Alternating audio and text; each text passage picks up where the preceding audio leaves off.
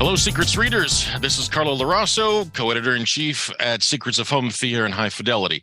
Hope you guys are doing well out there and have had fabulous holidays.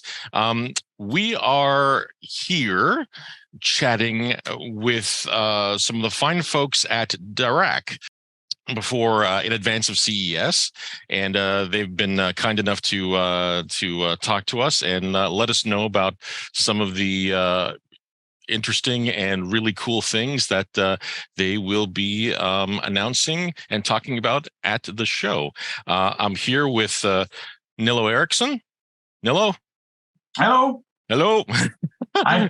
Nice to meet you, Carlo. Nice to meet you too. Thank you. Thanks again for taking the time to talk to us, and hope everything's all well and good where you are. Yes. Thanks for having me and give us the opportunity to share our great news. Oh, this is fantastic. Thanks again for taking the time. Let's jump right into it. It's been a while since we've had a chance to talk with anyone from Dirac. What do you guys have happening at CES this year? Give us the scoop.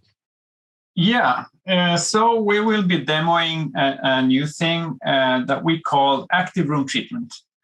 Okay. So what that will do is to handle room reverberation and room modes and reflections by actually using the speakers to cancel out those room modes. Wow, okay. So you can compare it with an active noise cancelling system where you would use sound to kill sound.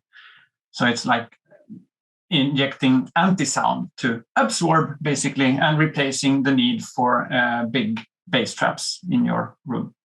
Very so that's cool. what we will be showing. Oh, wow. We will do that together with Storm Audio. Oh, great. That will be the first to introduce integrate this in their boxes. So they'll actually have the active room treatment ready to go in their processors and stuff. Yeah, so they will release it during the spring. In spring 2023. Okay. Yeah, and Storm Audio will be the first ones. Yes. Wow. Okay. Now, so this is basically for home theater, then, if I'm understanding correctly. So, is it an evolution of what a lot of us are familiar with Dirac Live? Yeah, you could say that. It's like it has grown new capabilities. So in that sense, it's an evolution. We still have Dirac Live room correction like as a baseline. And as you may know, we also have the bass control thing that handles subwoofer integration and bass management. And now we also add active room treatment on top of that to handle like the room reverb issues. So do all three components get used simultaneously, or is active room treatment a higher tier than Dirac Live? So they are sort of active at the same time. It's how it's actually implemented. It can vary from one DSP, from one processor to another. But the idea is that the Dirac Live room correction handles like the impulse response correction, whereas bass control handles the subwoofer integration. With minimizing the spatial variability of the bass response. Okay. Whereas active room treatment then handles the time and the timing issues, not the timing, but the more extended time, which means reverberation, for example, as well as goes a bit slightly higher in frequency than bass control would do. Okay. So yeah, they're adding on top of each other. So as long as you have a subwoofer in your system to make best use of active room treatment, you should also have the bass control module. Okay.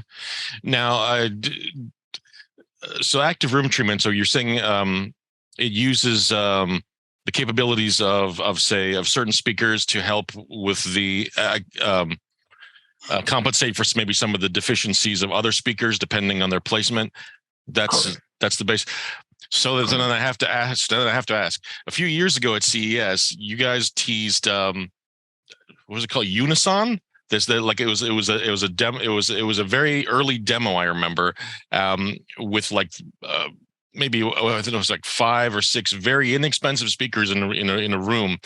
There was a ton of electronics and wires everywhere because you guys had gotten the whole thing just like jury rigged to work in there.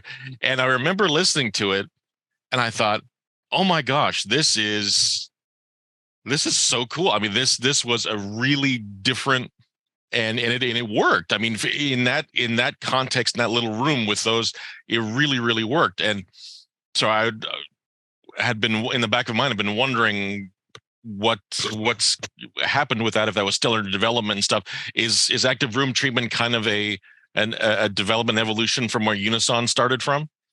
Correct. So what you heard was like an early version of what we're now releasing. So we have, finally made it robust enough to be handled by so this is other than real experts that can tweak everything. So yes, that's basically what we have now packaged into what we call active room treatment. Very cool. Oh my gosh. So is there a limit to how many speakers active room treatment can work with, like a channel limit, or is only downwards? So you need 2 channels. Okay, that's good. Yeah. Right. And then I mean upwards, it's up to the processor, like how much horsepower it has. There is. Okay. But comparing to what Dirac Live and base control is doing, this should not add very much on top of that. What you will need or what an OEM that builds devices, processors, home cinema, and also stereo, of course. What they need to have in mind is that all the inputs can possibly go to all the outputs through like a filtering matrix, you could say. So if we compare to what Dirac Live room correction is doing, then each input channel corresponds to one and only one output channel. So there is one filter that goes through one channel path, so to say. But with active room treatment, then each input can go to multiple speakers. Oh man! Yeah. So like the magic is in how should the different speakers respond to sort of clean up the mess that one speaker maybe is causing, or the room is causing for that speaker. Right. It's not the speaker that's causing the mess; it's the room. It's just the deficiency of the room, right? Oh my gosh! So downwards, you can run with 2 speakers. So 2 full range speakers could support each other. So in just a regular stereo setup, it would work in a stereo setup as well. Yes, yeah, it would do some improvement there as well. But obviously, the more speakers you add, especially subwoofers, you will get more and more. The more noticeable. Gotcha. Oh my gosh. So obviously, it'll work with the current surround systems and stuff that are going, like Dolby Atmos and Oro 3D and all that jazz. It's all okay. Yes. Right. And all the speakers can have dual roles at the same time. Okay. So they the surrounds are surrounds, but they can also at the same time play the cancellation signals for the other speakers. So they're doubling. They have double roles. That's quite cool, isn't it? Really cool. That's really cool. Yeah. I mean, I recalling back to that early demo. I was just blown. I was really impressed with what you guys were able to achieve with just that little demo. So it's like, if you recall on that demo, I think we made the main speakers, like left and right, we muted them so that you could hear only the cancellation signal from the other speakers. That's right. That's right. That was freaky. Cool. Yeah, it's freaky because when you have the main speakers active, you don't hear that what's going on. Right. And then you mute them and you hear it and you realize that, yeah, that corresponds quite much to what the room is doing. So that's something else. It's just amazing that you guys are. This is now here or almost here. Basically, for an end user like me, will I have to purchase a brand new processor or a home theater receiver to get the benefits of active room treatment, or will it be available as an upgrade to some products? How is that? How is that going to work? Or have you guys kind of sorted that out yet? Well, that will be the decision of the brand that builds the product. The people that buy the Storm processor as of the launch day, they will get the update as part of that purchase. But people that already own one can buy the option to upgrade. Okay. But it ultimately probably depends on the capabilities of the product that you have, and whether the manufacturer thinks it wants to allow an upgrade or whatever. So so it's basically in their court. All right. Yeah. All right, that makes sense. So so you have Storm Audio. Are there any other partners available yet that you can announce, or is that's still working on that? Still working on that. So Storm Audio will have an exclusivity. Based on that, another manufacturer could enter the market by Q4. By Q4, okay. Next year. Okay. So, but until that time, Storm Audio has the exclusive on active room treatment. Yes. Man. Oh, wow. Okay. Very interesting. I'll have to have a chat with the folks at Storm Audio about getting a processor to play around with once this is out and everything. So, is there anything else you guys are working on that you want to update us on, or? Yeah, I can share that during next year we will be also working on improving the usability of the software that we provide. The calibration tool, you do the measurements and calculate the filters and all that and export them to the device. We have many different users of the software, and some love it and say don't touch it. But we also realize that in order to address the market that Denon and Marantz will reach when they release the firmware update in March, I think we need to make it a bit smoother for people that may have a little less patience than. Yeah, no, that's great news. I mean, anything you guys can do to make it even more user friendly is a bonus. But that's funny. Some people say don't touch it, and some people say fix it. You can't please them all unless you please them all, so to say. Yeah, well, you're what are you gonna do? You're gonna stop. So the way to do it would be have different paths to go through. Some will like the wizard step by step. Others will like to tweak more and go back and make changes. And so on. So we will try our best to please both types of users. And I don't know if you noticed, but back in April we made an update to the software, to the calibration tool.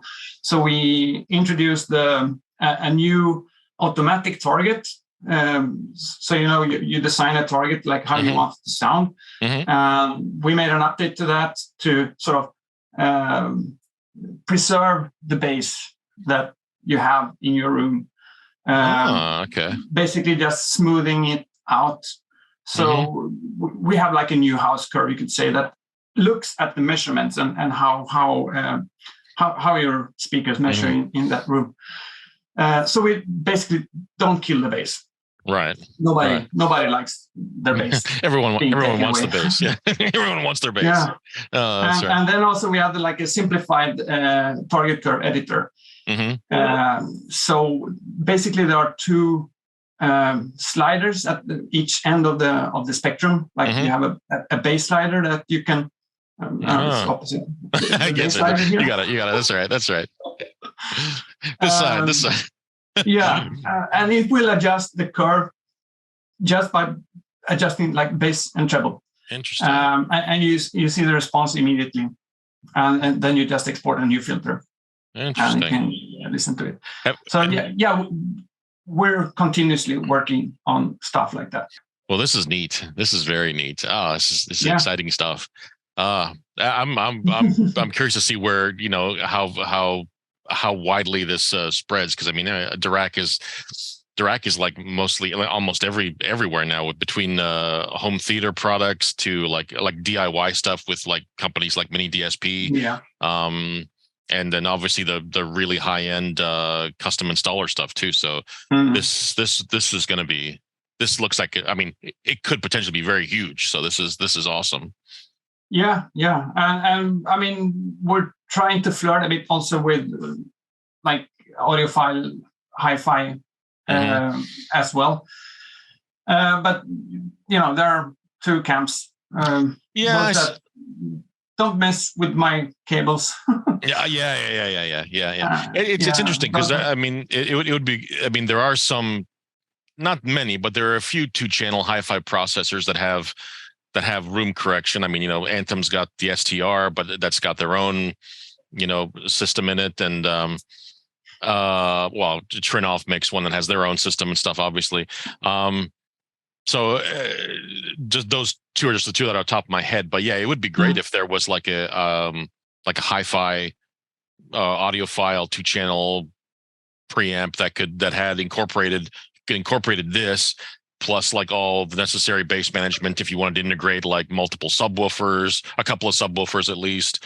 That would be, I mean, would Dirac ever consider releasing their own box that did that, or is that not something you guys would ever want to mess with? So at the moment, we're not considering anything like that. We are a software company, so we develop algorithms, we build software, and I mean, even a couple of years ago, we didn't even make software. We just developed algorithms and distributed coefficients. Oh my gosh! We're taking the step into the software, and that's quite challenging. Only that. Oh yeah, I bet it is. Yeah. Well, you guys just crunch the numbers, leave everything else, leave the hardware to everybody else. Well, it would be neat, especially this active room treatment. If it could be incorporated into like a 2-channel product, that would be something really, really interesting. I think that would be very, very cool. So I think the NAD M33 is a 2-channel. It is actually. You are right. I'm sorry, and I'm an idiot because I actually reviewed that product and I should have known it off the top of my head. I feel apologies to NAD. I'm sorry about that.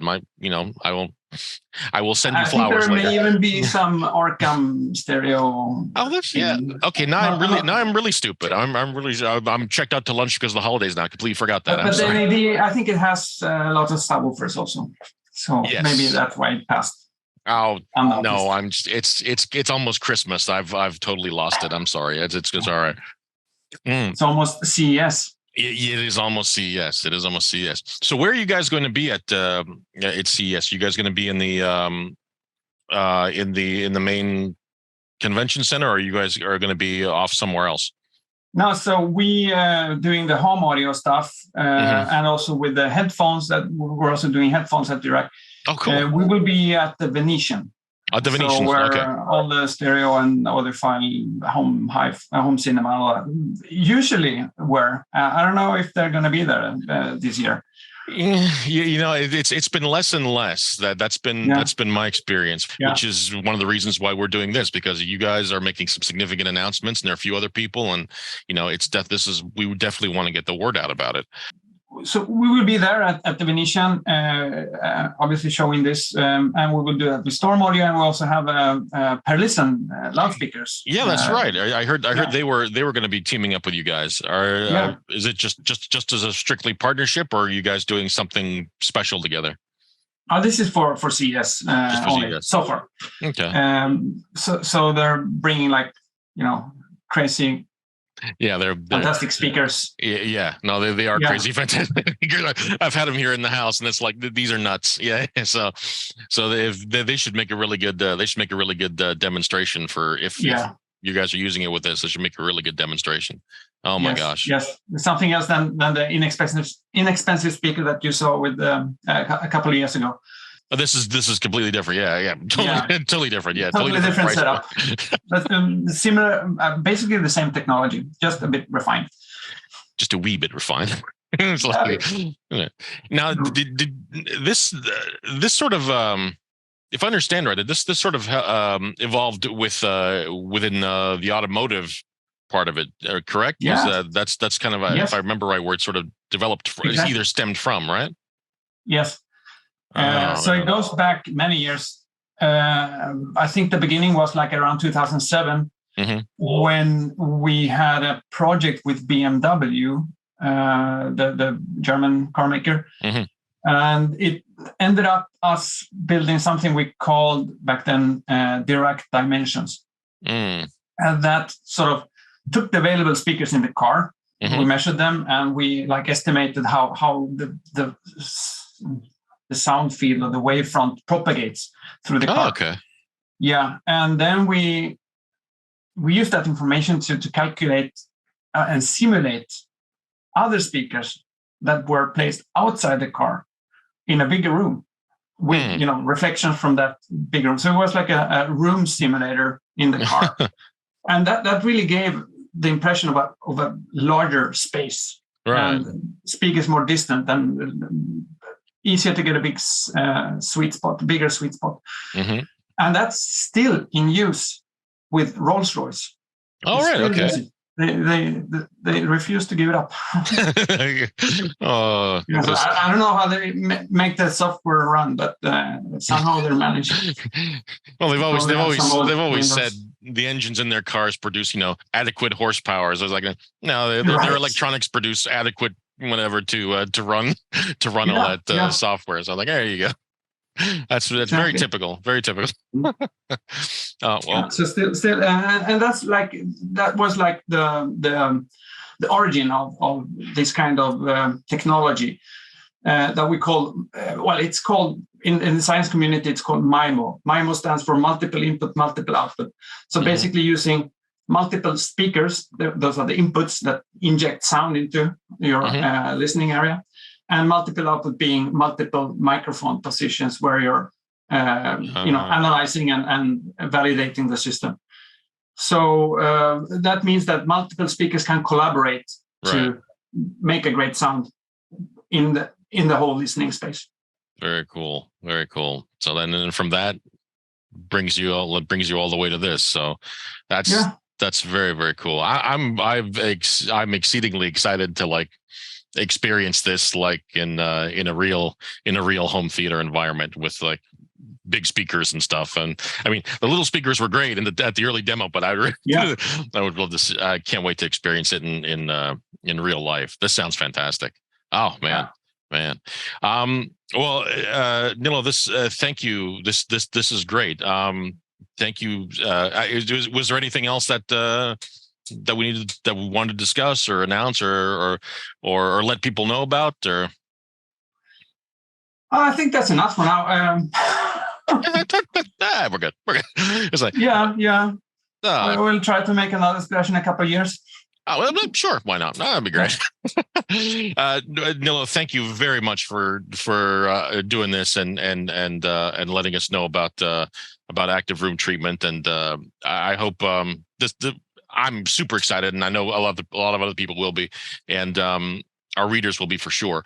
And I hope CES, safe travels to CES, and I hope everything goes great for you guys there, and you make an incredible impression, because this sounds like it'd be very, very cool. So thank you so much again for your time.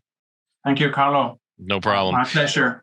Thank you, and happy holidays to you and your family. And thank you. Merry Christmas and Happy New Year. Merry Christmas comes around. You got it. Merry Christmas and Happy New Year to you too. All the best.